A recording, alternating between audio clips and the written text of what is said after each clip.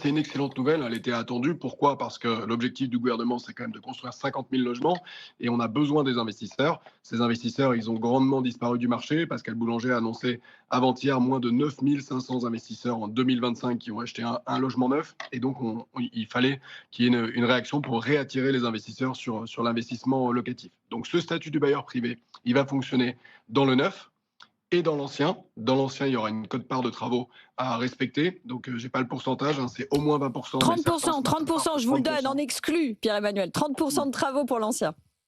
30% de travaux, il n'y a pas de zonage, donc ça c'est plutôt une surprise, ça concernera tout le territoire français, un engagement de location de 9 ans et des plafonds de loyer à respecter, mais là également plutôt une bonne nouvelle puisque les allers-retours parlementaires avaient parfois mis des plafonds de loyer qui étaient très très bas, là on est sur des plafonds de loyer intermédiaires qui correspondaient par exemple au LLI ou au Pinel hier. Donc voilà, ça c'est pour la règle de base. Ensuite, comment ça va fonctionner? Eh bien, on va avoir le droit d'amortir le bien, donc 80% de la valeur de bien. Donc, si j'achète un appartement de 200 000 euros, je vais avoir le droit d'amortir 160 000 euros de mon bien. Et donc, j'aurai des pourcentages différents en fonction du loyer que je vais pratiquer. Donc, on va démarrer à 3,5% sur le loyer intermédiaire et on va monter jusqu'à 5,5% si on accepte un loyer plus social. Donc, ça, c'est bien parce que donc 160 000 euros, si je prends le premier pourcentage à 3,5%, je vais pouvoir alimenter mon taux de rendement de 5 600 euros par an. Donc,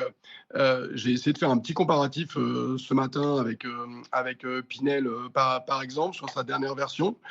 Pinel, 200 000 euros d'investissement, ça me donnait 2 600 euros de réduction d'impôt. Donc, trois interlocuteurs qui participent à mon projet, moi l'investisseur, le locataire évidemment, et donc une économie d'impôt. Et bien là, avec le statut du bailleur privé, ce qui va surtout changer, c'est l'avantage fiscal qui va être plus important pour les gens qui sont dans les tranches marginales élevées, voire pour les investisseurs qui ont déjà des revenus fonciers. Et là, je vais avoir combien justement de réduction d'impôt à la fin? Puisque c'était ça le grand sujet. C'est est-ce que finalement cet amortissement, je l'impute uniquement à mes revenus fonciers ou à mes revenus globaux? Et donc, est-ce que ça va véritablement provoquer une baisse d'impôt et de quel ordre?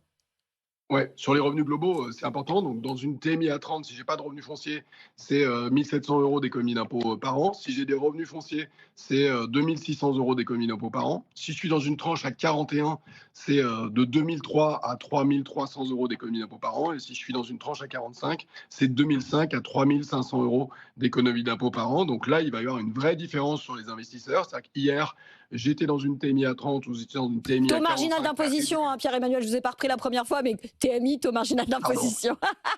Excusez-moi, Marie. Bon, je vous en Excusez-moi, prie, Marie. je vous pardonne. Euh, Bon, donc effectivement, hier, deux investisseurs qui n'avaient pas la même tranche marginale d'imposition avaient la même réduction. Là, aujourd'hui, plus ma tranche marginale sera élevée, ou si j'ai évidemment des revenus fonciers positifs qui, on le rappelle, sont imposés sur la tranche marginale plus la CSG, bah forcément, mon économie d'impôt sera plus importante. Pour les plus anciens d'entre nous, ça ressemble un peu au système d'Eurobien que nous avons connu il y a quelques années.